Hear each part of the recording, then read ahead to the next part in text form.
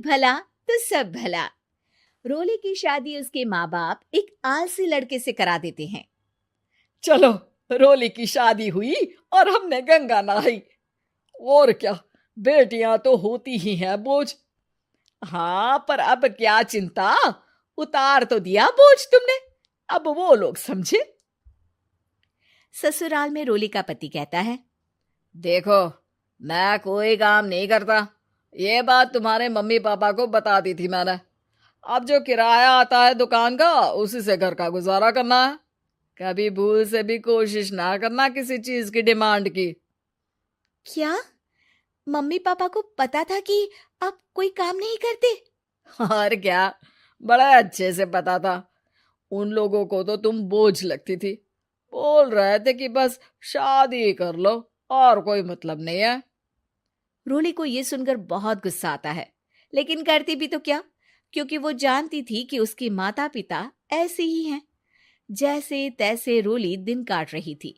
रोली को एक प्यारी सी बेटी होती है।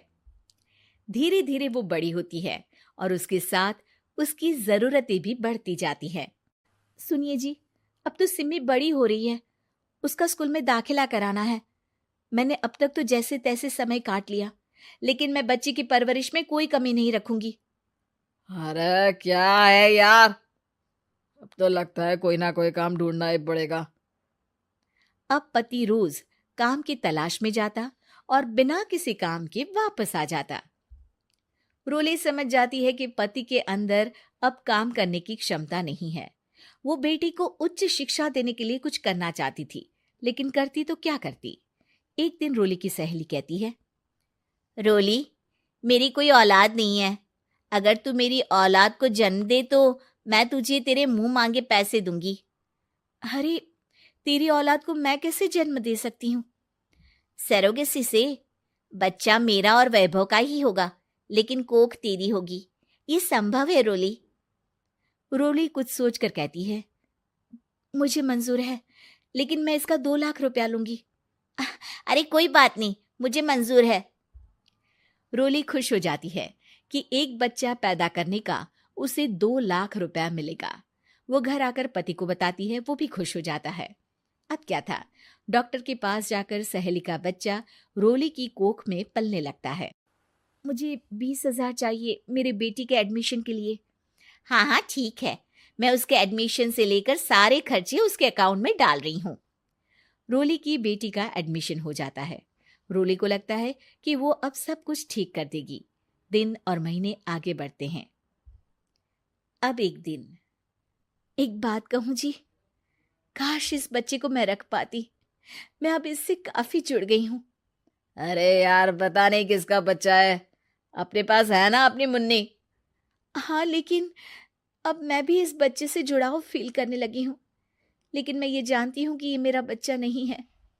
दोनों की जिंदगी ठीक चल रही थी, लेकिन कहते ना कि सुख का पल ज्यादा लंबा नहीं होता।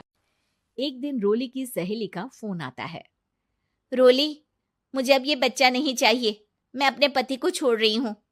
अरे लेकिन मुझे पैसों की जरूरत है, बच्चा तुम्हारा है, मैं क्या करूंगी? सहेली बिना कुछ बोले फोन काट देती है, फोन स्विच ऑफ कर देती है। लेकिन रोली के जीवन का तूफान यहीं नहीं रुकता। रोली, मैं इतना भार नहीं उठा सकता। आज पढ़ाई का पैसा मांग रही हो, कल को शादी, कॉलेज और पता नहीं क्या क्या। मैं तुम्हें छोड़ रहा हूँ, अपनी बच्ची उठाओ और निकलो इस घर से।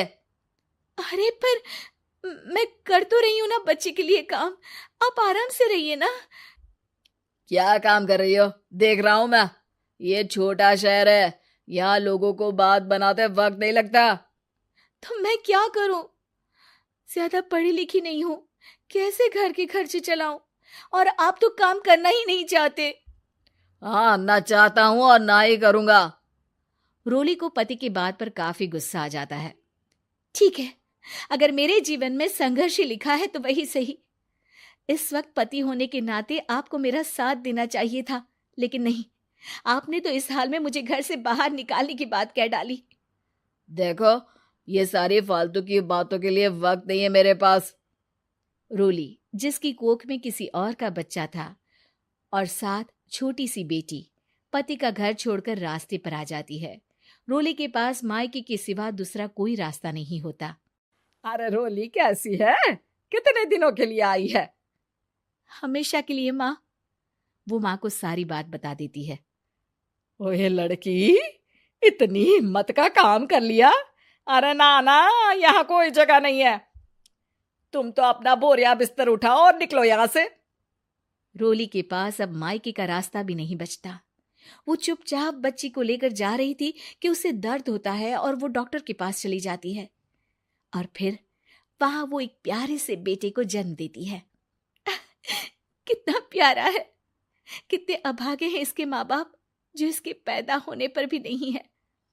तभी वहां डॉक्टर आ जाती है। रोली, बच्चे के पिता तुमसे मिलना चाहते हैं। आपका बहुत बहुत शुक्रिया। मैं इस बच्चे को पालूंगा, भले ही इसकी माँ ने इसे छोड़ दिया हो, पर मैं अपनी जिम्मेदारी निभाऊंगा। तो क्या आप मुझे इसके पैदा करने के लिए जिन पैसों की बात हुई थी वो भी देंगे? हाँ, और साथ ही आप चाहें तो मेरे घर में रहकर मेरे बच्चे की देखभाल भी कर सकती हैं। मैं उसके लिए आपको सैलरी दे दिया करूंगा। रोली को लगता है कि जैसे भगवान ने उसके लिए सुकून का रास्ता खोल दिया। वो अब मुकेश के साथ उसके घर चली जाती है, जहां रहकर वो उस बच्चे की देखरेख करती है। अब मुकेश के घर को रोली अच्छे से संभाल लेती है। उसके लिए खाना बनाने से लेकर बच्चों की देखभाल और घर की देखरेख। धीरे धीरे मुकेश को रोली से प्यार हो जाता है। रोली, तुम्हारी बेटी और मेरा बेटा बिल्कुल भाई बहन की तरह साथ रहते हैं। हाँ, आखिर है तो एक ही कोख के बच्चे, अटैचमेंट तो होगा ही ना। रोली, तुमने घर और मुझे दोनों को संभाल लिया। ये तो मेरा काम है। आपने भी तो मुझे छत दी जिससे मैं अपनी बेटी की पढ़ाई और भविष्य के लिए पैसे जोड़ सकूं। अब रोली, क्या तुम मुझसे शादी करोगी? अब मैं जानता हूं तुम्हारी भी शादी कुछ खास अच्छी नहीं रही। रोली को मुकेश की बात ठीक लगती है। वो उसे हाँ बोलने की सोच ही रही होती है कि उसके पहले पति का फोन आ जाता है। रोली, मैं बहुत परेशान हूं। मेरा एक्सीडेंट हो गया है। मैं चाहता हूं तुम वापस आ जाओ। रोली को पुराने पति की चिंता होने लगती है। वो सोचती है कि वो क्या कर रही थी। हाँ हाँ ठीक है, मैं आ रही हूँ। हाँ रोली, आ जाओ, लेकिन बच्ची को कहीं हॉस्टल में छोड़कर आना, क्योंकि मैं नहीं चाहता कि हम लोगों के बीच फिर से वो सारी बातें हो। रोली को समझ आ जाता है कि पति आज भी सुधरा नहीं है। वो पति के पास जाने से इनकार कर